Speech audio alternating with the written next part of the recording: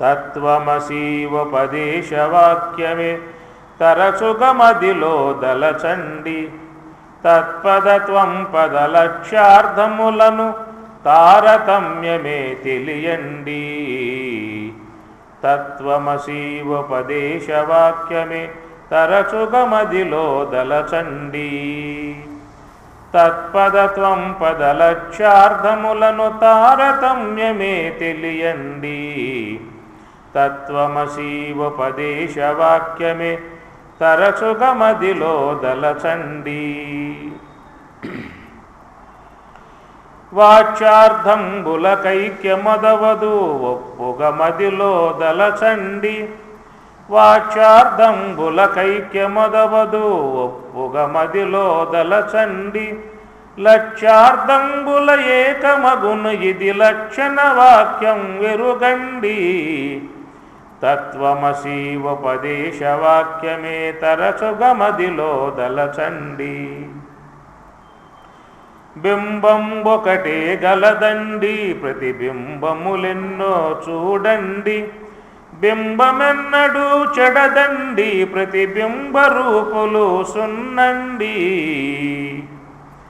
తత్వమసీవపదేశవాక్యమే తరచుగమదిలో దలచండి సొమ్ములు వేరే లేవండి సువర్ణమొకటే నమ్మండి సొమ్ములు వేరే లేవండి సువర్ణమొకటే నమ్మండి ఎమ్ముగ జీవులు వేరండి ఇలా విశ్వనాథుడే ఒకరండి తత్వమసీవపదేశవాక్యమే తరచుగమదిలో దలచండి అంతర్ముఖుడై అంతర్గతుడైయున్న ఆత్మని అమృతమయుడని దిలియండి అంతర్గతుడైయున్న ఆత్మని అమృతమయుడని దిలియండి సొంతయైన సందేహము వలదు సొంతయైన సందేహము వలదు అంతర్ముఖులై చూడండి తత్వమసీవపదేశవాక్యమే తరచుగమదిలో దలచండి నాస్తికులై మరి చెడకండి నానా బుద్ధులు మానండి నాస్తికులై మరి చెడకండి నానా బుద్ధులు మానండి అస్థిభాతి ప్రియ మోదములున్న ఆత్మేయని తెలియండి ఎందుకయ్యా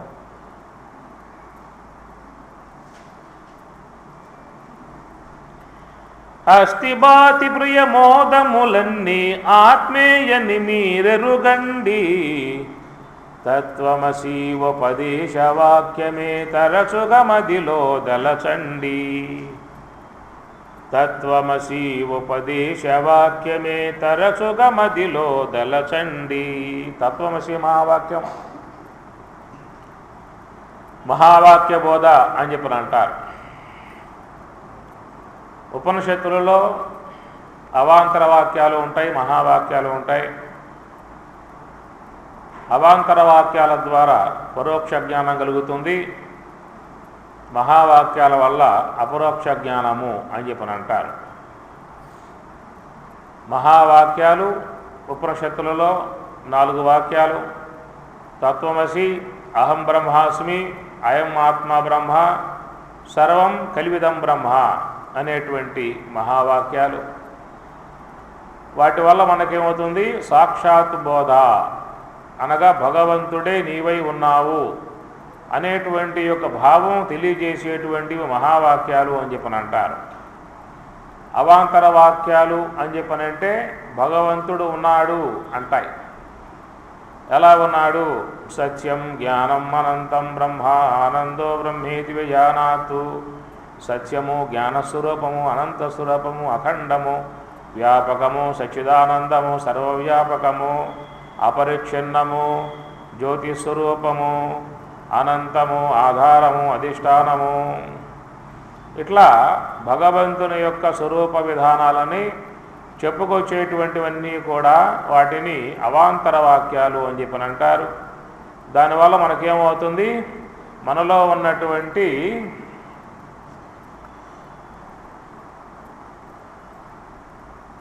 అసత్వ ఆపాద ఆవరణం అనేది పోతుంది. భగవంతుని పట్ల మనకి విశ్వాసం ఉన్నది. అయితే ఆ భగవంతుడు ఎట్లా ఉంటాడు అనేటువంటి విషయం మాత్రం మనకు తెలియదు.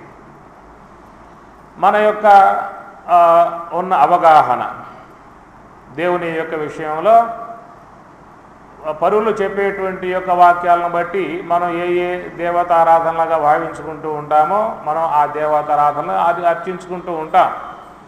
కొంతమందికి రాముని పట్ల భక్తి ఉంటుంది, మరి కొద్దిమందికి కృష్ణుని పట్ల భక్తి ఉంటుంది, అమ్మవారి పట్ల భక్తి ఉంటుంది, అయ్యప్ప స్వామి పట్ల భక్తి ఉంటుంది, ఆంజనేయ స్వామి పట్ల భక్తి ఉంటుంది. ఇట్లా వాళ్ళ వాళ్ళ కులదైవములుగా ఆరాధించుకుంటూ ఉంటారు. ఆ వంశంలో ఆచారంగా వచ్చేటువంటి దేవతారాధనలు చేసుకోవటం ఉంటుంది. కానీ దైవము అనేటువంటి యొక్క విషయం సమగ్రంగా చెప్పగలిగేటువంటి విధానము ఉపనిషత్తుల ద్వారా తెలియబడుతుంది. ఉపనిషత్తులు అధ్యయనం చేసేటువంటి వారికి మాత్రమే భగవంతుడంటే ఏమిటో అనే విషయం తెలియబడుతుంది. లేని పక్షంగా ఉంటే మనం ఆ దేవతామూర్తులను ఆరాధించుకుంటూ పోతామే కానీ మోక్షం అనేటువంటి యొక్క మార్గంలో పోయే అవకాశం లేదు. ఎవరు దేవతల పట్ల ఆరాధన బుద్ధి కలిగి ఆరాధన భావన కలిగి సేవించుకుంటూ ఉంటారో ఆయా దేవతానుగ్రహముతో తమకున్నటువంటి సమస్యలు దుఃఖములు బాధలు తొలగింపజేసుకోవచ్చు. కానీ మోక్షము అని చెప్పనంటే ఆ విషయంలో మాత్రం మీకు సరైనటువంటి అవగాహన రావాలంటే ఉపనిషత్తులు అధ్యయనం చేయాలి.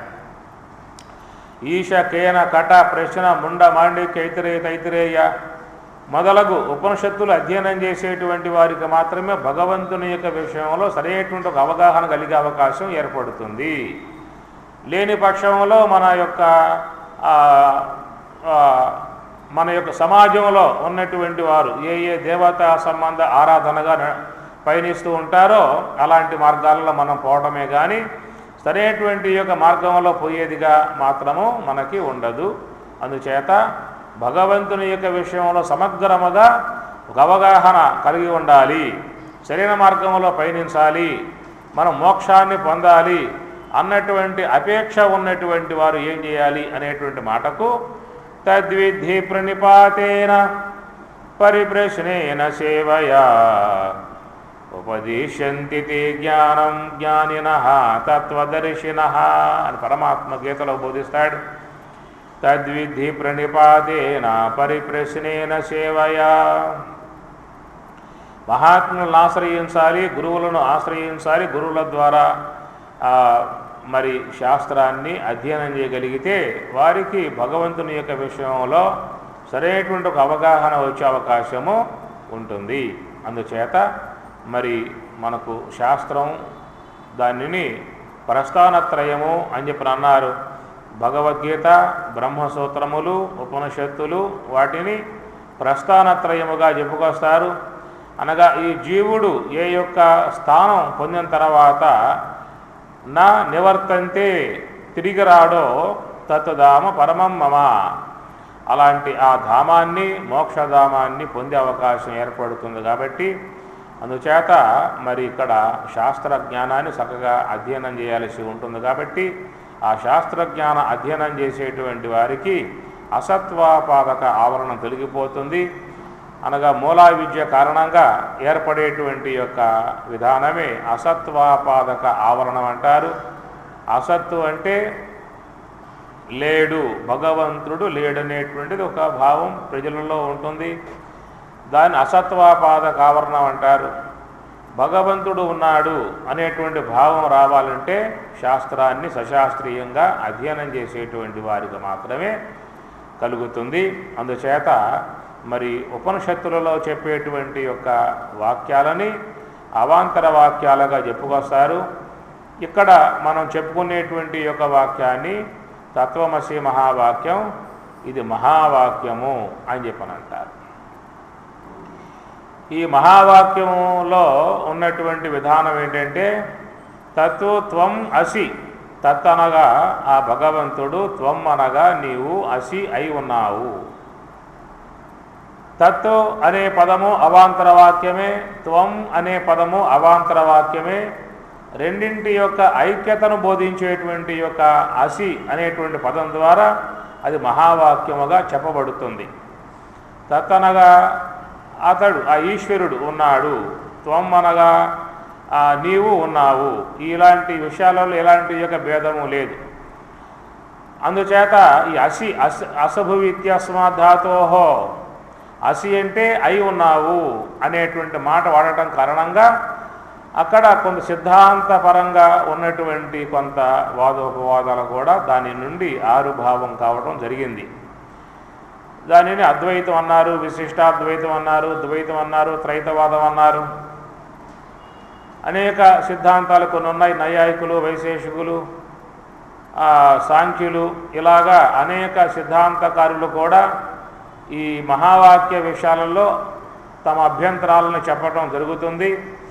అనగా భగవంతుడు భగవంతుడే, జీవుడు జీవుడే. భగవంతుడు భగవత్స్వరూపం, జీవుడెప్పుడూ కాడు. మోక్షానంతరం కూడా భగవంతునికి సమీపంలో ఈ జీవుడు సేవకుడుగా ఉంటాడు, భగవంతుని సేవించుకుంటూ ఉంటాడే కానీ భగవంతులలో లయమైపోవటం మాత్రం జరగదు అనేటువంటి విధానంలో సిద్ధాంతకారులు మాట్లాడే మాటలు ఉన్నాయి.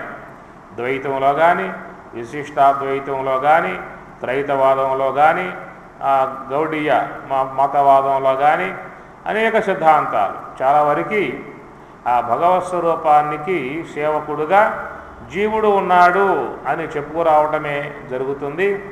కానీ ఇక్కడ తత్వమసి మహావాక్యం బోధ మాత్రం మనకేం చెబుతుంది నేరుగా అని చెప్పనంటే నీవు భగవత్ స్వరూపం అయి ఉన్నావు అంటాడు. చాందోగ్యంలో కలిగేటువంటి యొక్క వాక్యం ఇది. అనగా శ్వేతకేతువుకు ఉద్దాలకుడు చెప్పేటువంటి యొక్క వాక్యం ఈ తత్వమసి మహావాక్యం. శ్వేతకేతువుకి ఉద్దాలకుడు 9 సార్లు ఈ తత్వమసి మహావాక్యాన్ని బోధిస్తాడు.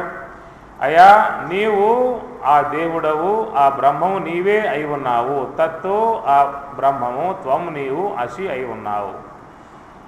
తత్ అనగా బ్రహ్మం, తత్తు త్వం అసి. తత్తు అన్నప్పుడు ఇది నపుంసకలింగం.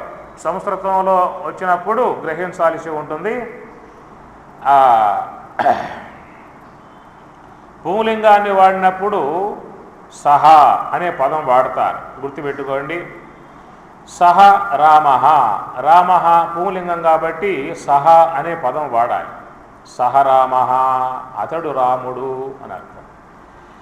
అటునే స్త్రీలింగం వాడినప్పుడు సీత ఉంటుంది కదా, సా సీత అనాలి. సా అంటే అది స్త్రీలింగం, అది సా సీత, ఆమె సీత అనాలి. తత్ సీత అనకూడదు, తత్ రామ అనకూడదు. ఎందువల్ల రామ అనే పదం పుంలింగం కాబట్టి పుంలింగం వాడినప్పుడు ఏమన్నా అనాలి, సహ రామ అని చెప్పనాలి. సీత వస్తున్నాడు అని చెప్పని అంటారా? రాముడు వస్తున్నది అంటారా? అంటారా? అనరు. రాముడు వస్తూ ఉన్నాడు, సీత వస్తున్నది అన్నప్పుడు సంస్కృతంలో రాముడు రామ, రాముడు అన్నప్పుడు సహ రామ, అతడు రాముడు. సీత, గౌరీ ఇలాంటి పదాలు వాడినప్పుడు గౌరీ, సా గౌరీ, ఆమె గౌరీ అన వాడాలి. తత్తు అని ఎందుకు వాడతారు అని చెప్పనంటే నపుంసలింగం అయినప్పుడు నామవాచకం తత్ అనే పదం వాడాల్సి వస్తుంది. ఈ తత్తు, సహ, సా, తత్తు ఈ మూడు కూడా దకారాంతములే, దకారాంతములో వస్తాయి. దకారాంత పుంలింగ సహ, దకారాంత స్త్రీలింగ సా, దకారాంత నపుంసలింగ తత్తు సంస్కృతంలో వస్తాయి. దకారాంతమే, దకారాంతమే అది పుంలింగం అయితేనేమో సహ అవుతుంది, అదే దకారాంతం స్త్రీలింగం అయితేనేమో సా అవుతుంది, అదే దకారాంతం నపుంసలింగం అయితే తత్ అవుతుంది.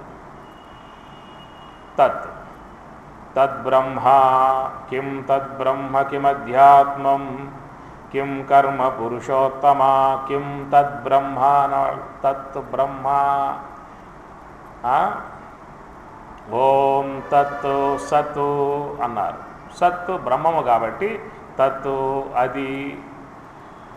అందుచేత బ్రహ్మము అనేటువంటి పదం స్త్రీలింగమా పుంలింగమా నపుంసలింగమా అది వచ్చే మాట. బ్రహ్మ అన్న పదం నపుంసలింగం.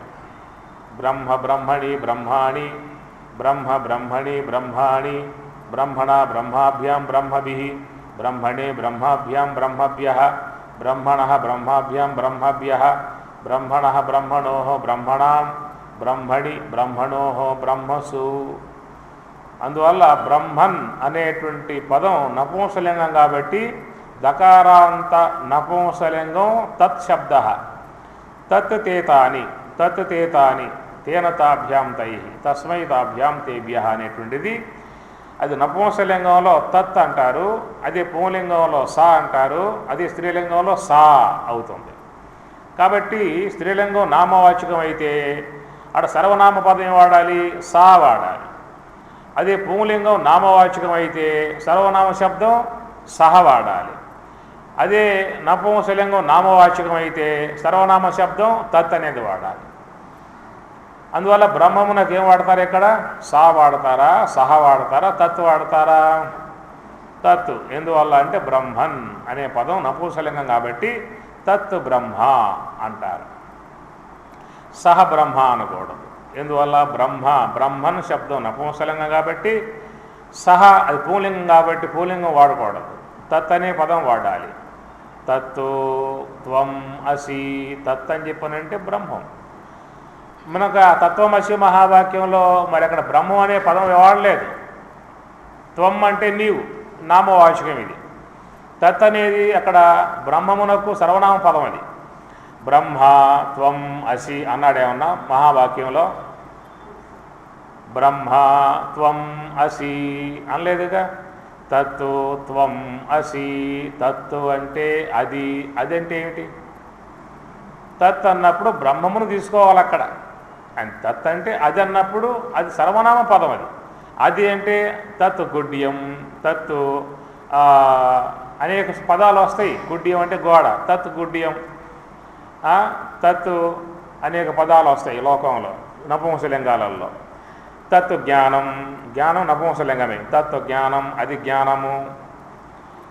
కాబట్టి అది అన్నప్పుడు సర్వనామ పదం. అది దేనికి వర్తించే అవకాశం ఉంటుంది అన్నప్పుడు అది బ్రహ్మమునికే అర్థం చేసుకోవాలి కానీ ఇంకో దాన్ని చేసుకునే అవకాశం లేదు. అందువల్ల నీవు త్వం అనే మాట వాడినప్పుడు నీవు అనబడుతుంది ఇక్కడ. మరి నీవు అన్నప్పుడు నీవు ఉన్నావా అంటే ఉన్నాను అంటారు. ఏదే ఉన్నావు? స్త్రీనై ఉన్నా, పురుషుడినై ఉన్నా, బ్రహ్మచారిని, గృహస్థుడిని, వానప్రస్థుడిని, సన్యాసిని, బ్రహ్మచారిని, ఇలాంటివన్నీ కూడా స్త్రీలకు కూడా వస్తాయి కదా. బాల, ప్రౌఢ, వృద్ధ ఇవన్నీ స్త్రీలకు వస్తాయి. పురుషుడికైతే బాల్యం, యవనం, వృద్ధాప్యం అని పురుషులకు వస్తాయి. ఈ విధంగా ఈ యొక్క త్వం అన్నప్పుడు నీవు అని చెప్పి అన్నప్పుడు ఆ నీవులో చాలా ఉన్నాయి. చాలా చేరి నీవుగా చెబుతూ ఉన్నావు. టోటల్గా నేను అని చెప్పని అంటావు. త్వం అంటే నీవు, అహం అంటే నేను. నేను అని చెప్పని అన్నప్పుడు ఏం చెబుతాం మనం? నేను అన్నప్పుడు తెలియబడేటువంటి యొక్క దేహమే నేనుగా చెప్తాం. లోకంలో సాధారణంగా అందరికీ కూడా నేను అనేటువంటి యొక్క పదవాచకం ఏం చెబుతాము అంటే కనబడేటువంటి యొక్క దేహమే నేను అనే భావనగా చెప్తాం. ఎందుకంటే చిన్నప్పటి నుంచి మనకు తల్లిదండ్రులు కానీ, సమాజం కానీ, పౌరులు కానీ ఇచ్చిన భావన దేహ సంబంధ భావమే కానీ ఆత్మ సంబంధ భావన ఎవరో మనం కలగజేయలేదు. చిన్నప్పటి నుంచి ఈ యొక్క దేహాన్ని చూసుకుంటూ ఉన్నాం, దేహమే నేనుగా భావించుకుంటూ ఉన్నాం. ఆ దేహానికి ఒక నామం పెట్టుకున్నాం, ఆ నామం పలికితే ఓయ్ అంటాం. అందుచేత ఈ దేహం యొక్క సంబంధ భావనలు ఉండిపోయాం. అయితే ఈ శరీరంలో ఇంకా చాలా ఉన్నాయి, అనేక వస్తువులు చేరున్నాయి. జ్ఞానేంద్రియాలు, కర్మేంద్రియములు, అంతరేంద్రియములు, ప్రాణవాయువులు అనేకం చేరి ఉన్నటువంటి యొక్క భాగాలకు మొత్తం చేరి మనము నేను అనేటువంటి యొక్క పదంగా వాడుకుంటూ ఉంటాం. కనుక ఇవన్నింటి యొక్క స్వరూపముగా చేరి ఉన్నటువంటి యొక్క నేను అనేటువంటి యొక్క అతడు జీవుడు. వాటి యొక్క భావాలలో మునిగిపోయి ఉన్నాడు కాబట్టి దీన్ని విశిష్టాత్మగోచర ఆంతర ప్రత్యక్ష ప్రమా అని చెప్పని అంటారు. విశుద్ధాత్మగోచర ఆంతర ప్రత్యక్ష ప్రమా అనేది మహాత్ములకు ఉంటుంది. విశిష్టాత్మగోచర ఆంతర ప్రత్యక్ష ప్రమ, విశిష్టము అని చెప్పనంటే విశేషణములు కలిగి ఉన్నటువంటి వాడు విశిష్టుడు. అందువల్ల ఈ జీవుడు అనబడేటువంటి వాడు విశేషణములు కలిగి ఉన్నాడు. ఏమిటా విశేషణములు అని చెప్పనంటే అనాత్మ ఏవైతున్నావో అనాత్మ యొక్క సంబంధమై ఉన్న ధర్మాలు తనపై ఆరోపితం చేసుకుని వ్యవహరించేటువంటి వాడుగా ఉన్నాడు కాబట్టి ఇతడు విశిష్టుడు అనేటువంటి యొక్క రూపం కలిగి ఉన్నాడు. విశేషణము కలిగి ఉన్నటువంటి యొక్క దానిని విశిష్టము అని చెప్పని అంటారు. లోకములో అన్నీ కూడా విశిష్టములే, ఏదో ఒక విశేషణం కలిగి ఉంటుంది. అక్కడ 10 ఘటాలు ఉన్నాయనుకోండి, 10 కుండలు ఉన్నాయి. మనం ఒక వ్యక్తికి చెబుతాం, అయ్యా ఆ తెల్లగా ఉండే ఘటం పట్టుకురా అని చెప్పని అంటాం. అప్పుడు అతను ఏం చేస్తాడు, మిగతా ఘటాలు వేరు చేసి ఆ ఘటాన్ని మాత్రం పట్టుకొస్తాడు. అంటే ఆ ఘటానికి తెలుపు రంగు విశేషణం.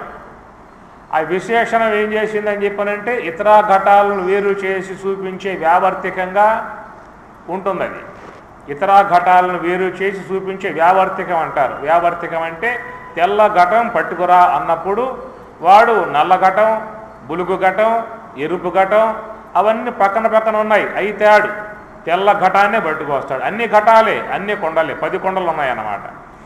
అయినా కానీ ఆ తెల్ల ఘటం పట్టుకొస్తాడు. ఆ తెలుపు అనేది విశేషణం ఆ ఘటానికి అన్నమాట.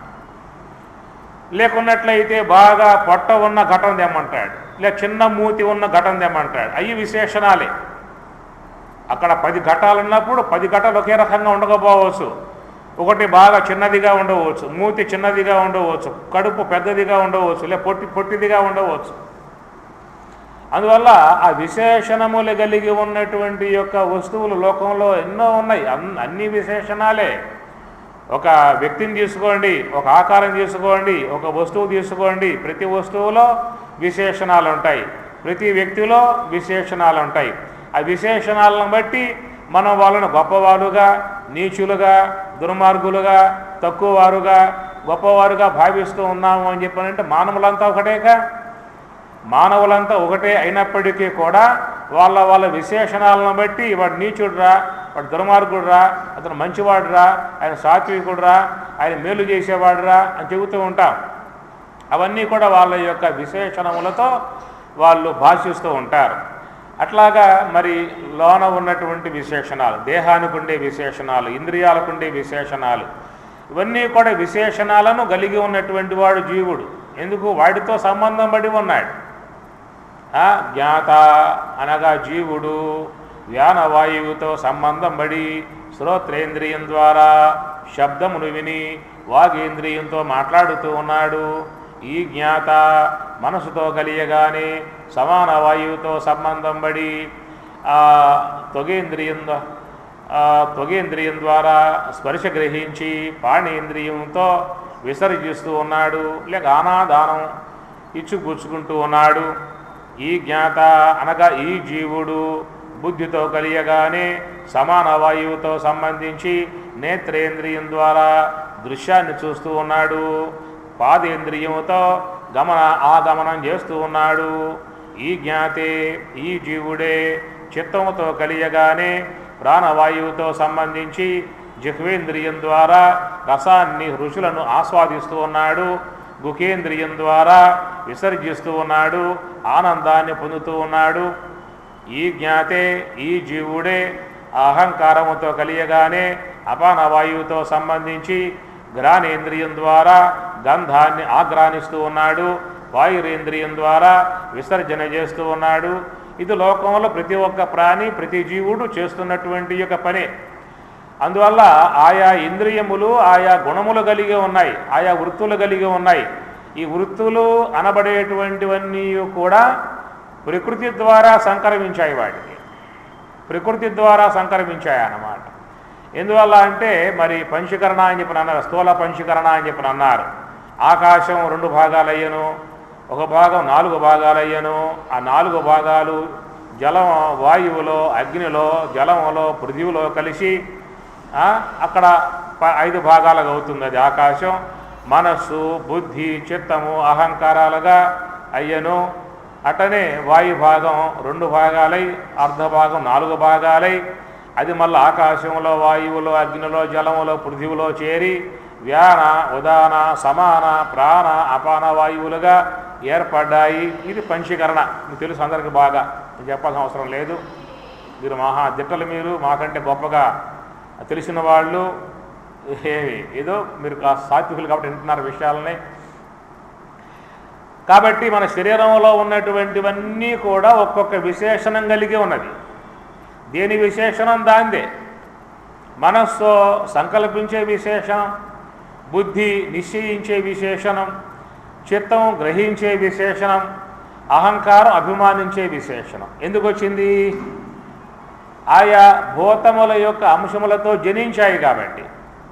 మనస్సు కదులుతుంది, కారణం ఏమిటి? వాయువాంశం దాంట్లో ఉంది కాబట్టి. బుద్ధి నిశ్చలంగా ఉంటుంది, ఎందువల్ల అంటే దాంట్లో అగ్ని అంశం ఉంది కాబట్టి. చిత్తం చెల్లిస్తూ ఉంటుంది, ఎందువల్ల దాంట్లో జలాంశం ఉంది కాబట్టి.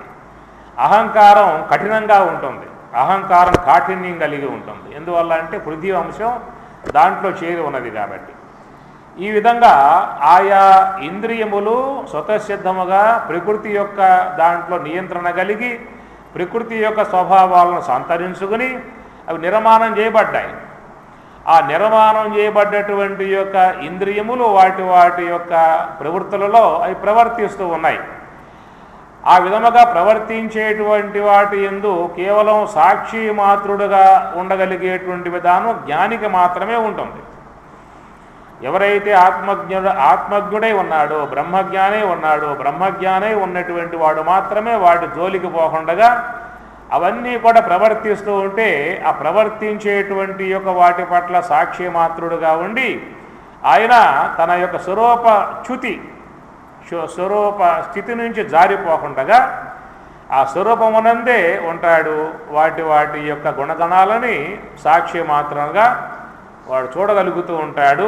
ఆ విధంగా చూడగలిగేటువంటి విధానం కలిగి ఉన్నటువంటి వానికి ఆ ఇంద్రియముల ద్వారా, దేహేంద్రియ సంఘాతముల ద్వారా కలిగేటువంటి యొక్క సుఖ దుఃఖాలకు జ్ఞాని గురి కాడు.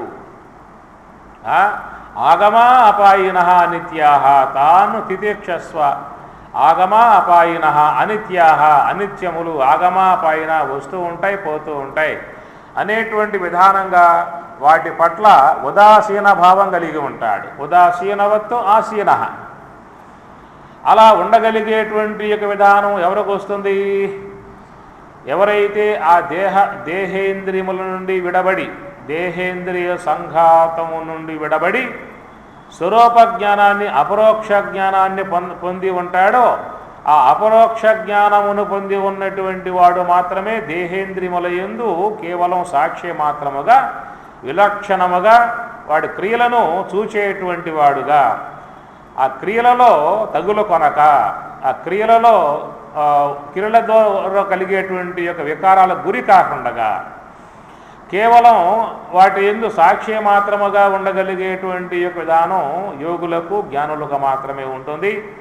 కాయేన మనసా బుద్ధ్యా కేవలైః ఇంద్రియైః అపి యోగినః కర్మ కుర్వంతి. కాయేన మనసా బుద్ధ్యా కేవలైః, కాయేన కాయము చేత, మనసా మనసు చేత, బుద్ధ్యా కాయేన మనసా బుద్ధ్యా బుద్ధి చేత, కేవలైః ఇంద్రియైః. ఆ విధంగా మరి ఆ విశేషణాలలో పడిపోకుండా, వాటి యొక్క వికారాలకు గురి కాకుండా, వాటి ద్వారా వచ్చేటువంటి యొక్క వేదనలకు గురి కాకుండా, మనోబుద్ధ్యాది ఇంద్రియముల యొక్క వికారాలకు గురి కాకుండా కేవలం సాక్షి మాత్రముగా ఉండి స్వరూప అనుభవాన్ని పొందుతూ, స్వరూప ఆనందాన్ని ఆస్వాదిస్తూ ఆ స్వరూపములోనే ఉండగలిగేటువంటి విధానం గలవాడు మాత్రమే ఆ దేహేంద్రియముల యొక్క వికారాలకు వాటి యొక్క వ్యవహారాలకు సాక్ష్య మాత్రముగా ఉండగలుగుతాడు. ఇక ఆ స్వరూప జ్ఞానం లేకుండగా అవిద్యాబద్ధుడై ఇంద్రియములకు దాసుడై రాగద్వేషముల గలవాడై దేహ వ్యామోహాలలో మునిగిపోయి ఉన్నటువంటి యొక్క ఆ జీవుడు ఆ దేహేంద్రియములలో ఉన్నటువంటి ఆ క్రియలు తనపై ఆరోపితం చేసుకుంటాడు. ఆరోపితం చేసుకుని ఆ క్రియ అనేటువంటి స్వరూపమే తన యందు స్వరూపముగా అధ్యస్థం చేసుకుంటాడు. దాన్ని శంకరాచార్యుల వారు అధ్యాస భాష్యములో ధర్మాధ్యాస అని ధర్మ సహిత ధర్మి యొక్క అధ్యాస అని చెప్పని అధ్యాస భాష్యంలో చెప్పటం జరుగుతుంది. ఇట్లాగా లోకములో ఉన్నటువంటి వాళ్ళందరూ కూడా ధర్మాధ్యాసలో ధర్మ సహిత ధర్మి యొక్క అధ్యాసలో మునిగి ఉన్నారు. మేము దాంట్లో ఉన్నాము అన్న జ్ఞానం లేదు, ఉన్నది మాత్రం దాంట్లోనే. అర్థమవుతున్న మాటలో మేము ఆ విధమైనటువంటి యొక్క భ్రాంతిలో లేము అనేటువంటి యొక్క విషయం కూడా తెలియబడదు, కానీ ఉన్నది మాత్రం దాంట్లోనే మునిగి ఉన్నాము. అందుచేత ఏమైంది ఇక్కడ అంటే విశేషణములు గలవాడు విశిష్టుడు జీవుడు అన్నారు.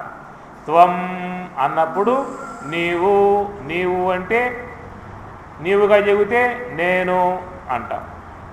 ఎదురు వ్యక్తి మాట్లాడితే నీవు, నువ్వు మాట్లాడుకుంటే నేను అంటాం కదా.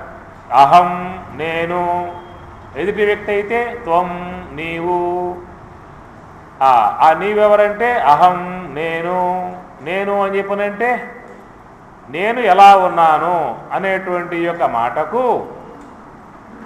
అనాత్మ యొక్క సంబంధమై ఉన్నటువంటి యొక్క వస్తువుల యొక్క తాదాత్మ్యమును పొంది ఉన్నాం కాబట్టి ఆ తాదాత్మ్యమును పొంది ఉన్నటువంటి యొక్క స్వరూపముతో ఉన్నటువంటి యొక్క నేను జీవుడుగా పిలువబడుతూ ఉన్నాను. కాబట్టి తత్వమసీవోపదేశవాక్యమే తరచుగా మదిలో దలచండి. తత్వమసి, తత్వమసి, అసి పక్కన పెడదాం ముందు. త్వం అర్థమైతే తర్వాత తత్వలకు పోవచ్చు. త్వం ముందు అర్థం కావాలి. అర్థం కావాల్సిందంతా కూడా త్వం కాడే, తత్కాడు కాదు. అందువల్ల త్వం అని చెప్పి అన్నప్పుడు ఏమిటి, నీవు, నీవు చెప్పుకుంటే ఏమంటావు, నేను అంటావు. ఆ నేను అనబడేటువంటి యొక్క అది ఎట్లా ఉన్నది అని చెప్పనంటే ఈ మనలో ఉన్నటువంటి దేహేంద్రియ సంఘాతములలో ఉన్నటువంటి యొక్క నేను అని అర్థం. ఆ నేనును మనం ఏం చేశాము అంటే ఈ దేహం మీద ముందు ఆరోపితం చేశాం.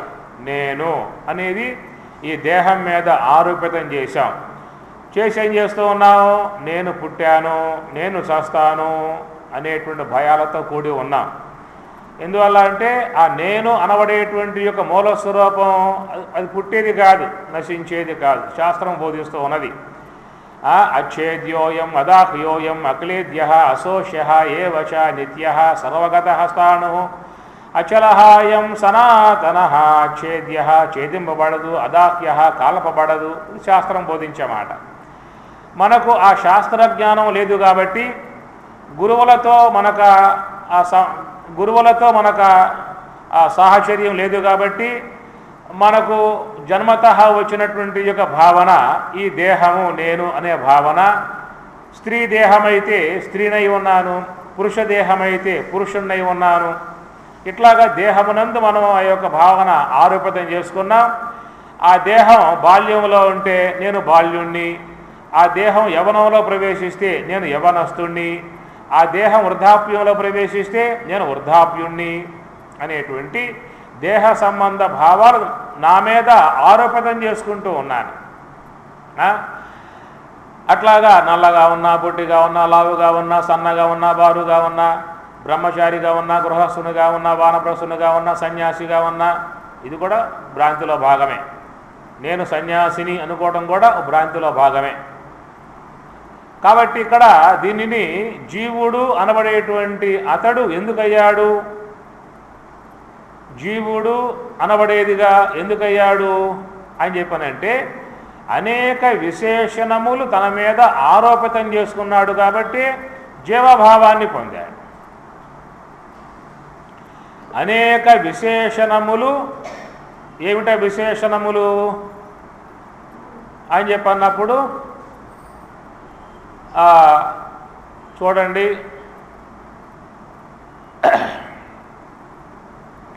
జ్ఞానం అనేది విశేషణం. జ్ఞానం అనే విశేషణం చేరి ఉన్నవాడేమంటాడు, నేను జ్ఞాని అంటాడు. అజ్ఞానం విశేషణం అనుకోండి, తనపై ఆరోపణం చేసుకుంటే ఏమవుతాడు వాడు, నేను అజ్ఞాని అంటాడు. అజ్ఞానం విశేషణం, ఆ విశేషణం తనపై ఆరోపితం చేసుకున్నాడు కాబట్టి నేను అజ్ఞానిని అంటాడు. రోగం విశేషణం, ఆ రోగం దేనికి వస్తుంది, రోగం అసలు దేహానికి వచ్చేది రోగం. దేహానికి వచ్చే రోగం తనపై ఆరోపణం చేసుకున్నాడు కాబట్టి ఏమంటున్నాడు, నేను రోగి అని చెప్పి అంటూ ఉన్నాడు. ధనం విశేషణం, ఆ ధనం తనపై ఆరోపణం చేసుకున్నాడు కాబట్టి నేను ధనవంతుణ్ణి, ధని, ధనం గలవాణ్ణి కాబట్టి ధని, మానం గలవాడు కాబట్టి మాని, యోగం గలవాడు కాబట్టి యోగి.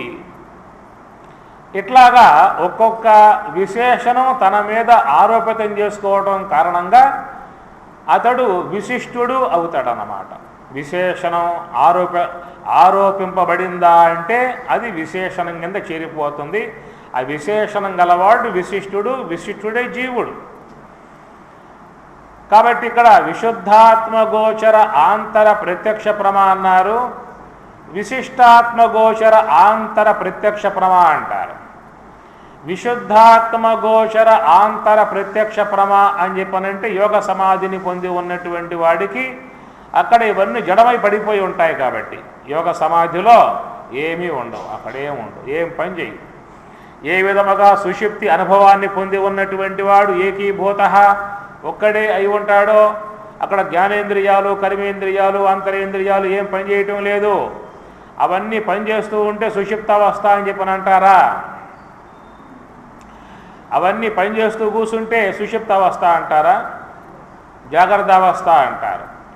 అవన్నీ కూడా పనిచేయటం మానుకున్నాయి కాబట్టి దాన్ని మనం సుషుప్తి అవస్థ అని చెప్పని అన్నాం. ఆ సుషుప్తి అవస్థలు ఎట్లా ఉన్నాడు అంటే ఏకీభూత ఒక్కడే ఉన్నాడు, మిగతావన్నీ కూడా పడిపోయి ఉన్నాయి, జడమై ఉన్నాయి అన్నమాట. వాటిల్లో చలనం లేదు, కదిలికలు లేవు, జడమై పడిపోయి ఉన్నాయి. అలాగా జడమై పడిపోయి ఉన్నటువంటి యొక్క విధానం లాంటి విధానమే మరొక విధానం ఉన్నది. ఆ విధముగా జడమై పడిపోయి ఉన్నటువంటి యొక్క విధానమే మరొక విధానం ఉన్నది. అది ఎవరికి వస్తుంది? మనకొచ్చిందిగా. సమస్త ఇంద్రియములు పని చేయకుండా ఉండేటువంటి విధానం మనకి ఉన్నదిగా. ఉందా లేదా? ఉన్నదిగా. ఉన్నది కాబట్టి సుషుప్త అవస్థ అని చెప్పని అన్నాం. మరి సమస్త ఇంద్రియములు పని చేయకుండా ఉండేటువంటి యొక్క విధానం మరొక విధానంగా ఎవరికైనా ఇంకోళ్ళకు ఉన్నదా? మనకు కాకుండా ఎవరికి లేదా? ఎవరికి ఉన్నది? యోగులు, వారిని బ్రహ్మవేత్తలు అని చెప్పని అంటాం. మనకే విధంగానైతే జ్ఞానేంద్రియములు, కర్మేంద్రియములు, అంతరేంద్రియములు మొత్తం కూడా పనిచేసేటువంటి విధానం లేకుండా ఉన్నటువంటి ఒక అనుభవం మనకెట్లా ఏర్పడుతూ ఉన్నదో వాళ్ళకు కూడా ఉన్నది. జ్ఞానేంద్రియములు, కర్మేంద్రియములు, అంతరేంద్రియములు కూడా పని చేయకుండా పడిపోయి ఉండేటువంటి విధానం కూడా వాళ్ళకి ఒక విధానం ఉన్నది. వాళ్ళనేమో జ్ఞానులు అన్నాం, వీళ్ళనేమో అజ్ఞానులు అని చెప్పని అన్నాం. అజ్ఞానం ఉంది కాబట్టి అజ్ఞానులు అన్నాం, అజ్ఞానం లేదు కాబట్టి జ్ఞానులు అని చెప్పని అన్నాం. రైట్. కాబట్టి వాళ్ళల్లో ఇంద్రియాలు పనిచేయటం లేదు, జ్ఞానం ఉన్నది కాబట్టి జ్ఞానులు అయ్యారు. వీళ్లకు ఇంద్రియాలు పనిచేయటం లేదు, అజ్ఞానం ఉంది కాబట్టి అజ్ఞానులు అని చెప్పని అన్నారు. అజ్ఞానం ఉన్నది కాబట్టే మళ్ళా జన్మ వస్తూ ఉన్నది. అది అనగా జ్ఞానేంద్రియాలు, కర్మేంద్రియాలు, అంతరేంద్రియములు పనిచేసే విధానం లేకుండా పోయే విధానం మనకి ఉన్నది. జ్ఞానేంద్రియాలు, కర్మేంద్రియములు, అంతరేంద్రియములు పనిచేసే విధానం లేకుండా విధానం వాళ్ళకి ఉన్నది. వాళ్ళకి మనకి ఒకే విధానం కలిగి ఉన్నప్పటికీ కూడా వాళ్ళల్లో జ్ఞానం ఉన్నది, వీళ్ళల్లో అజ్ఞానం ఉన్నది. అజ్ఞానం అంటే ఏమిటి? అది బీజం, జన్మాంకురం. ఆ అజ్ఞానం ఉన్నంత వరకు మరి ఈ యొక్క విశ్వంలో ఈ దేహాలు అనేటువంటి వస్తూనే ఉంటాయి. ఏ విధంగా భూమిలో గింజ ఉంటుందో ఆ గింజ ఉన్నంత, ఆ భూమిలో ఏ ప్రకారంగా దుంప ఉంటుందో ఆ దుంప ఉన్నంత వరకు మొక్కలు వస్తూనే ఉంటాయి. అట్లాగా మనలో కూడా ఆ మూలా విద్య అన్నారు, అజ్ఞానము అన్నారు, కారణదేహము అన్నారు. ఆ మూలా విద్య ఉన్నంత వరకు, అజ్ఞానం ఉన్నంత వరకు జీవభావం ఉంటుంది. ఆ జీవత్వం ఉన్నంత వరకు అజ్ఞాన కారణంగా ఈ దేహాలను మొక్కలు వస్తూనే ఉంటాయి. ఎన్నిసార్లు ఆ భూమి యొక్క స్థాయి వరకు ఆ కొమ్మలు కొట్టేసిన మళ్ళా ఈ వస్తూనే ఉంటాయి. అట్లా మనం కూడా ఎన్ని ఈ యొక్క దేహాలు విడిచిపెట్టినా మళ్ళా దేహాలు వస్తూనే ఉంటాయి. ఏమి ఈ దేహం వచ్చింది, ఈ దేహం ద్వారా బాధపడుతూ ఉన్నాగా. మీ ఇంటి ముందు ఒక ముళ్ళ మొక్క మొలిచింది, అది పెద్దదైపోయింది, నువ్వు నడవాలంటే ఇబ్బంది కలుగుతూ ఉన్నది. ఆ ముండ్ల వల్ల నీకు చాలా బాధ కలుగుతూ ఉన్నది. ఒక వ్యక్తిని పిలిపించావు, మొత్తం కూడా కత్తితో తీసేశావు, ఆ బాధ పోయినట్లుగా భావించావు. కొద్ది కాలం కాగానే మళ్ళా యథావిధిగా అది కొమ్మలు బాగా విస్తరించాయి, మళ్ళా బాధ కలగజేస్తూనే ఉన్నాయి. మళ్ళీ ఏం చేశావు అంటే దాన్ని సమూలంగా కొట్టేసేసావు. తాత్కాలికంగా బాధ పోయింది. కొద్ది కాలం కాగానే ఏమవుతుందో మళ్ళా కొమ్మలు వచ్చేస్తూ ఉన్నాయి, మళ్ళా బాధలు ఆరంభం అవుతూనే ఉన్నాయి.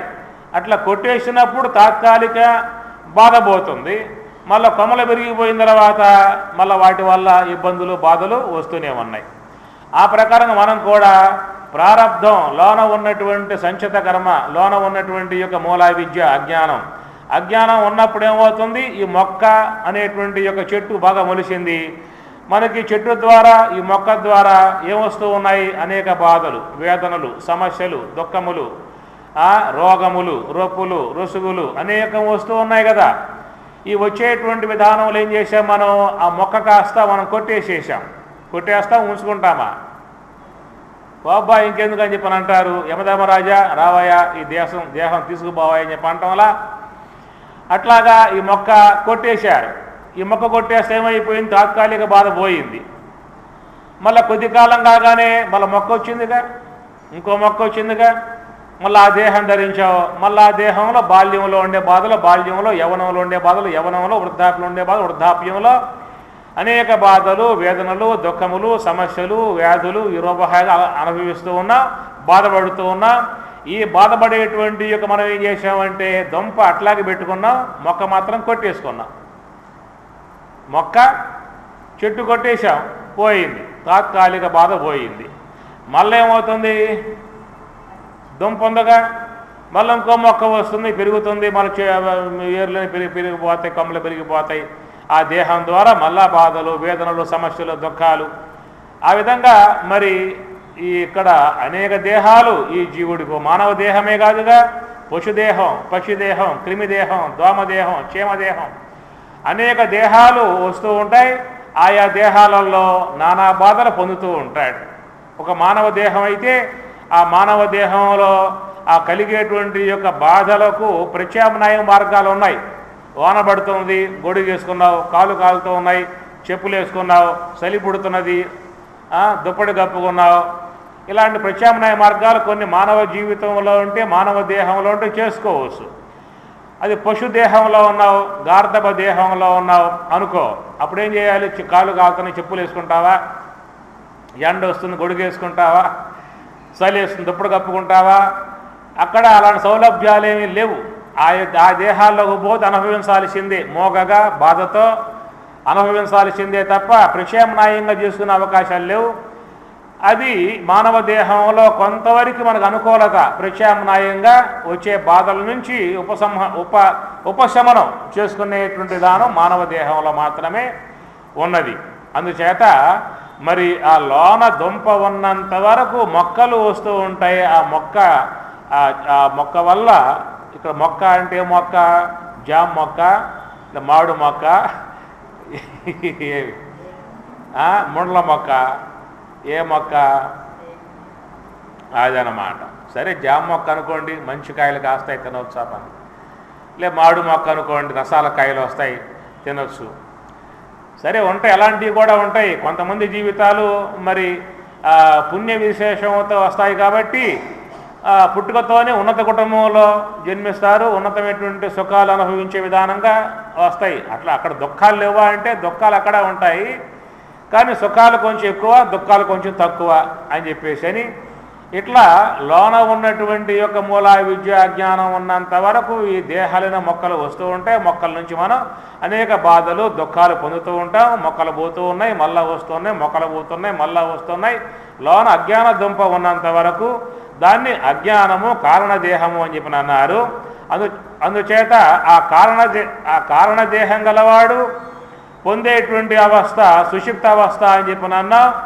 కారణదేహం నశింపజేసుకుని, అజ్ఞానం నశింపజేసుకుని కేవలం స్వరూపజ్ఞానములో ఉన్నటువంటి వాడు కూడా మరి స్వరూపజ్ఞానముతో ఆనందిస్తూ ఉన్నాడు. అజ్ఞానంతో ఉన్నవాడు ఆనందిస్తూ ఉన్నాడు. దీన్ని సుషిప్తి ఆనందం అన్నాం. మరి సుజ్ఞానంతో, ప్రజ్ఞానంతో, ఆత్మజ్ఞానంతో ఉన్నవాడు ఆనందిస్తూ ఉన్నాడు. దాన్ని బ్రహ్మానంద జ్ఞానం, బ్రహ్మానందము అన్నాం. ఇక్కడేమో సుషిప్తి ఆనందం, ఆడ సమాధి ఆనందం, ఇట్లాగా చెప్పుకున్నట్టు జరుగుతుంది. కాబట్టి ఆ విశేషణాలు మన శరీరములో ఉన్నటువంటి ఏవైతే ఉన్నాయో విశేషణములు అని చెప్పినట్టు ఏం చెప్పుకున్నా, మన దేహములో ఉన్నటువంటి ఇంద్రియాలు, జ్ఞానేంద్రియాలు, కర్మేంద్రియములు, అంతరేంద్రియాలు అవన్నీ కూడా ఒక్కొక్క ధర్మం కలిగి ఉన్నది. నేత్రేంద్రియం చూసే ధర్మం, శ్రోత్రేంద్రియం వినే ధర్మం, ఘ్రాణేంద్రియం వాసన గ్రహించే ధర్మం, జిహ్వేంద్రియం రసం గ్రహించే ధర్మం, ఇవన్నీ వాటి ధర్మాలు. ఆ దేహానికి ఉన్నటువంటి ధర్మాలు నల్లగా, పొట్టిగా, లావుగా, సన్నగా, ఇంకా పైన అధ్యస్థంగా చేయబడ్డటువంటి బ్రాహ్మణ, క్షత్రియ, వైశ్య, శూద్ర ఇవన్నీ కూడా కేవలం కల్పనా సంబంధ భావాలు, కల్పనా సంబంధమైనటువంటి యొక్క విశేషణాలు, కల్పనా సంబంధ విశేషణాలు. అవి కూడా మనం పైన ఆరోపితం చేసుకున్న వాటిని కూడా ఈ విధంగా దేహ సంబంధ ధర్మాలు కానీ, ఇంద్రియ సంబంధ ధర్మాలు కానీ ఇవన్నీ కూడా మనం వాటిల్లో కలగాపులంగా చేసుకుని మనపై ఆరోపితం చేసుకున్నాం. కాబట్టి లోన ఉన్నటువంటి అతడు జీవభావంలో పూర్తిగా తగులుకున్నాడు, జీవభావంలో పూర్తిగా కూరుకుపోయాడు. శ్రోత్రేంద్రియం వింటే నేను వింటున్నాను అంటాడు, వాగేంద్రియం మాట్లాడితే నేను మాట్లాడుతున్నాను అంటాడు, నేత్రేంద్రియం చూస్తూ ఉంటే నేను చూస్తున్నాను అంటాడు. ఈ ప్రకారంగా ఆ ఇంద్రియాల ధర్మాలు తనపై ఆరోపణం చేసుకున్నాడు. దేహం యొక్క ధర్మాలు, దేహం పుట్టింది, నేను పుట్టాను, దేహం చనిపోతుంది, నేను చనిపోతూ ఉన్నాను. ఈ ప్రకారంగా లోన ఉన్నటువంటి యొక్క జీవుడు దేహేంద్రియముల యొక్క సంబంధమై ఉన్నటువంటి ధర్మాలు తనపై ఆరోపితం చేసుకుని ఉన్నాడు. కాబట్టి ఈ మొత్తం కూడా ఒక వాక్యార్థముగా చెప్పుకొస్తారు. త్వంపద వాక్యార్థము అని చెప్పిన అన్నారు. ఆ త్వంపద వాక్యార్థంలో ఉన్నదేమిటి లక్ష్యార్థము అంటే దాన్ని ప్రత్యేగాత్మ అని చెప్పని అంటారు. త్వంపద వాక్యార్థం, త్వంపద లక్ష్యార్థం. లక్షణావృత్తికి విషయం లక్ష్యార్థం ఏమి, వాచకమునకు విషయం వాక్యార్థం. అందువల్ల తొలగింపబడేటువంటిదంతా కూడా వాక్యార్థము అన్నారు. తొలగించటానికి వీలు కాకుండా ఉన్నటువంటి యొక్క భాగాన్నేమో లక్ష్యార్థము అని చెప్పని అంటారు. మరి ఈ మొత్తం యొక్క సమూహాన్ని చేర్చి మనం త్వం పదముగా చెప్పుకొస్తూ ఉన్నాం. త్వం అంటే నీవు, నీవు అని చెప్పన్నప్పుడు లోన ఉన్నటువంటి అనాత్మ ఉన్నదే, ఆ అనాత్మ అనేటువంటి యొక్క భాగమంతా కూడా చేర్చుకొని ఈ త్వం పదము యొక్క స్వరూపముగా చెప్పుకొస్తూ ఉన్నాం. దాని మహాత్ములు ఏమన్నారు అని చెప్పనంటే జహద్ లక్షణ, అజహద్ లక్షణ, జహద లక్షణ అనేటువంటి విషయాలు మనకి చెప్పుకొస్తారు. జహత్తు అంటే వదలటము, అజహత్తు అంటే వదలకపోవటము. జహత్తు అజహత్తు అని చెప్పనంటే కొన్ని వదిలి కొంత వదలకుండగా ఉండటము. జహత్తు అన్నప్పుడు మొత్తం వదిలిపెట్టేశాం, వదిలిపెట్టడం వలన లోన ఉన్న చైతన్యంతో కూడా పోయింది కాబట్టి లక్ష్యార్థం పొందే అవకాశం లేదు అన్నారు. కాబట్టి జగత్తు లక్షణ కుదరదు అని పక్కన పెట్టేసేసారు. అజహత్తు తీసుకోవటం అని చెప్పి అన్నప్పుడు అనాత్మతో కూడా ఆత్మను తీసుకోవటం అవుతుంది కాబట్టి అక్కడ కుదిరే వ్యవహారం కూడా కాదు అన్నారు. అందువల్ల ఏం చేశారు, జహద్ అజహద్ లక్షణ, కొంత వదిలి కొంత తీసుకోవటం. అంటే ఆత్మ కంటే అన్యముగా ఉన్నటువంటి అనాత్మను వదిలి ఆత్మను గ్రహించటాన్ని జహత్ అజహద్ లక్షణగా మనకి ఆ తత్వమసి మహావాక్య బోధలో చెప్పటం జరుగుతుంది. అందుచేత ఇక్కడ మనం ఈ యొక్క బోధనా విధానంలో ఏం చేశామంటే జహద్ లక్షణ కుదరదయ్యా, అజహద్ లక్షణ కుదరదయ్యా, ఈ రెండు పక్కన పెట్టేద్దాము, జహద్ అజహద్ లక్షణ అనే అంశం ద్వారా తీసుకుందామని చెప్పి అన్నాడు. ఏం చేశాడు, అనాత్మనంతటిని కూడా వదిలాడు, లోన ఉన్నటువంటి యొక్క ఆత్మను గ్రహించాడు. సరిపోయిందా? కేవలం ఇది మనకు ఒక బోధనా సంబంధముగా అవగాహనకు వచ్చేటువంటి విషయమే కానీ అనుభవరూపకంగా వచ్చే విషయం కాదు. కాబట్టి జహద్ అజహద్ లక్షణ ఉపయోగించాను, జహత్ ఉపయోగిస్తే కుదరదండి, అజహత్ ఉపయోగిస్తే కుదరదండి. అందువల్ల రెండు వాడుకున్నాను, జహత్తు వాడుకున్నాను, అజహత్తు వాడుకున్నాను. జహత్తు అంటే అనాత్మనంతటిని వదిలిపెట్టేసేసా, అజహత్తు అంటే ఆత్మను మాత్రమే గ్రహించా. అయ్యిందా? ఏం కాల, అవన్నీ అట్లాగే ఉన్నాయి లోపల. కేవలం నీకు మాటల గారడీతో ఏదో అయ్యిందనిపించింది, వదిలిపెట్టేసేసాం, గ్రహించాం. ఏం గ్రహించాం? ఏం కాల, అట్లాగే ఉన్నాయి.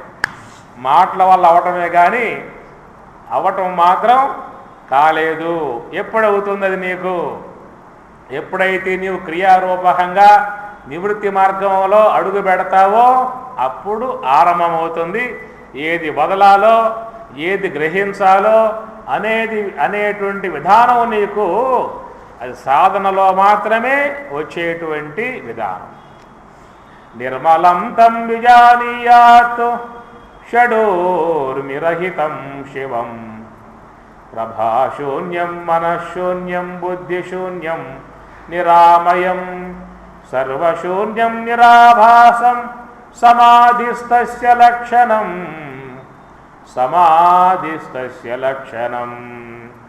నిర్మలం తం విజానీయాత్ షడోర్మి రహితం శివం. లోన ఉన్నటువంటి శివతత్వం, శివ అంటే మంగళకరుడు.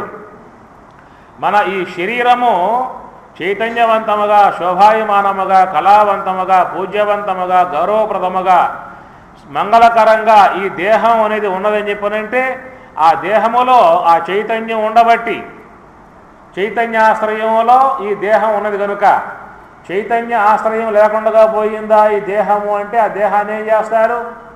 గౌరవిస్తారా? సత్కరిస్తారా? ఆహ్వానం చేస్తారా? ఇంట్లో కూర్చోబెడతారా? అలంకారాలు చేస్తారా? అవి చేస్తారు. కూర్చోబెడతారుగా, బొట్లు పెడతారుగా, నీళ్లు పోస్తారుగా, పసుపు రాస్తారుగా, పూలు పెడతారుగా, ఎన్ని చేస్తారు. అది అలంకారమా? చివరి అలంకారం అది. ఏమి కాబట్టి అలాంటి ఆ దేహానికి ఇలాంటి యొక్క గౌరవము, సన్మానము, పూజ్యత్వం. రండి మా ఇంట్లో ఉండండి, కూర్చోండి, టిఫిన్ తినండి, ఇప్పుడు మా ఇంట్లో ఉండండి, విశ్రమించండి, పోవచ్చులేండి, ఏమి ఇబ్బంది పడతారు మీరు అనే విధానంగా ఉన్న ఆ చైతన్యాశ్రయం లేకుండా దేహం ఉంటే అంటారా? అన్నారు. కాబట్టి ఈ దేహానికి ఆ గౌరవం కానీ, సన్మానం కానీ, సత్కారం కానీ, పూజ్యత్వం కానీ, ఆహ్వానించడం కానీ మనం చేస్తున్నాము అంటే ఆ చైతన్య ఆశ్రయంలో హంస ఈ శ్వాస ఉన్నది, ఆ శ్వాస యొక్క ఆశ్రయంలో ఈ దేహం ఉన్నది కాబట్టి ఈ దేహానికి పూజ్యత్వం వచ్చింది, మంగళకరత్వం వచ్చింది. అందువల్ల ఆ శ్వాస మంగళకరము, మరి ఆ శ్వాస యొక్క ఆధారమై ఉన్న బ్రహ్మము మంగళకరము. అంటే ఆ మంగళకరమై ఉన్నటువంటి యొక్క చైతన్యాశ్రయంలో ఉన్నటువంటి దేహానికి మాత్రమే పూజ్యత ఏర్పడుతుంది.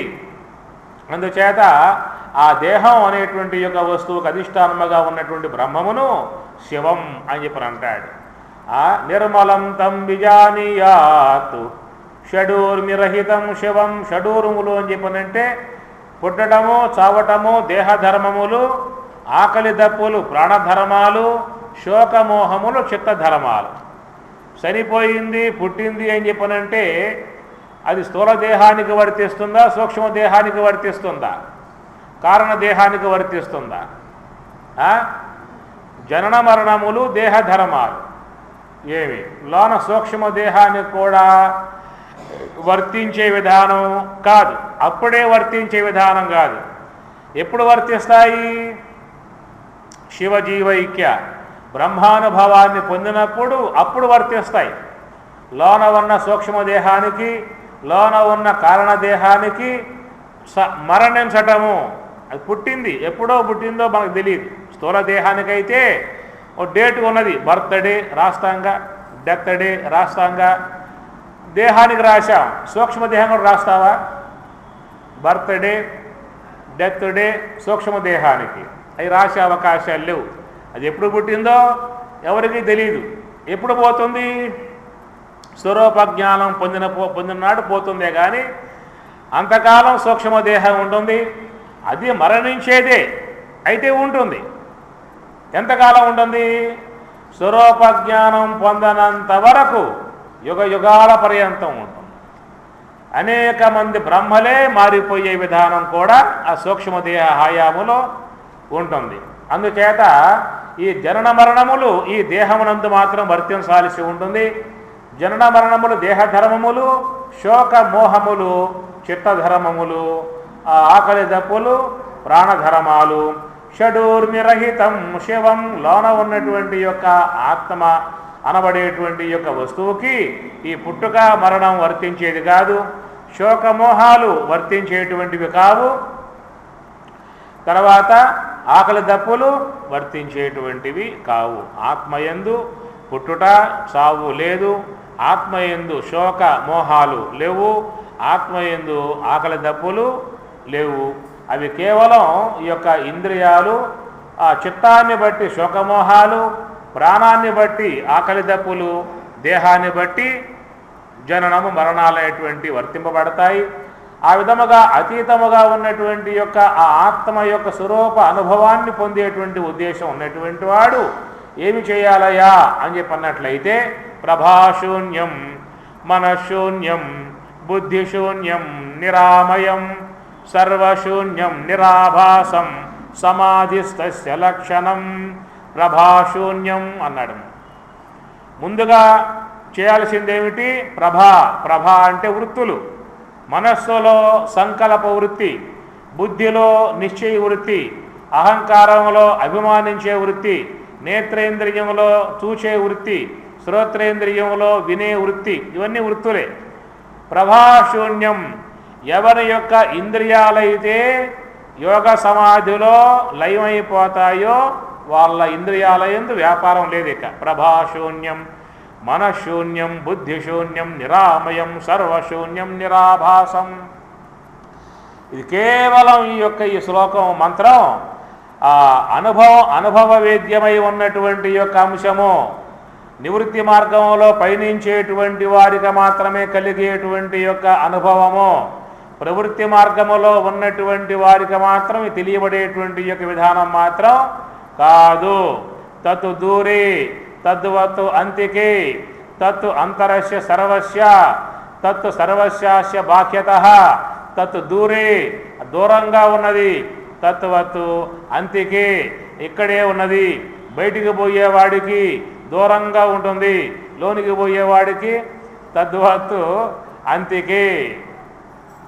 అందుచేత మేము జహద్ లక్షణ కుదరలేదండి, అజహద్ లక్షణ కుదరలేదని చెప్పనండి. అందువల్ల మేము చేశామని చెప్పనంటే జహత్ అజహత్ రెండు ఒకేసారి ఉపయోగించాము, రెండు వేరైపోయాయి. ఏం కాల, మాటల వరకే తప్ప అది నీకు వాస్తవికంగా రావాలి అని చెప్పన్నట్లయితే నీ యొక్క మార్గం నివృత్తి మార్గంగా ఉన్నప్పుడు ఆ జహత్ అజహత్ క్షేత్రజ్ఞ విభాగ యోగం. క్షేత్రజ్ఞుడు, క్షేత్రము అంటే ఈ యొక్క స్థూల సూక్ష్మ కారణ దేహాల సంబంధమై ఉన్న క్షేత్రాలు మొత్తం లయం కావాలి, పడిపోవాలి. మహాభూతాన్యహంకారో బుద్ధిరవ్యక్తమేవ చ ఇంద్రియాని దశైకంచ పంచచేంద్రియ గోచరాః ఇచ్ఛాద్వేషం సుఖం దుఃఖం సంఘాతశ్చేతనా ధృతిః ఏతత్తు క్షేత్రం. ఏతత్తు క్షేత్రం, ఈ మొత్తం చేరి క్షేత్రం అని చెప్పని అంటారు. అవన్నీ కూడా నీకు సాధనలో యోగాభ్యాసములో మొత్తం పడిపోయినప్పుడు ఎట్లా నీ ఒక్కడవే ఉంటావో, ఏ విధముగా నీకు భగవంతుడు నువ్వు కోరకుండగానే ఏ సుషుప్తి అనబడేటువంటి యొక్క స్వరూపాన్ని నీవు అప్రయత్నముగా పొందుతూ ఉన్నావో మొత్తం కూడా లయింపజేసుకొని జడం చేసుకొని అలాంటి స్థితిని నువ్వు ప్రయత్నం ద్వారా సాధించినప్పుడు అప్పుడు జహద్ లక్షణ అజహద్ లక్షణ వర్తించే అవకాశం అక్కడ మాత్రమే ఏర్పడుతుంది. తత్వమసీవపదేశవాక్యమే తరచుగమదిలో దలచండి తత్పదత్వం పదలక్ష్యార్థములకు తారతమ్యమే తెలియండి.